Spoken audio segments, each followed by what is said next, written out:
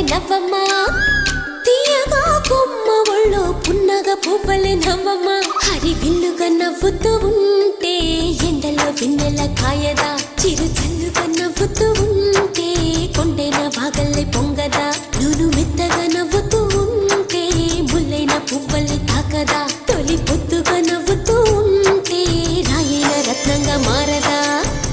హాయిగా అమ్మ ఒళ్ళో చిన్నారి పాపల్లే నవ్వమ్మా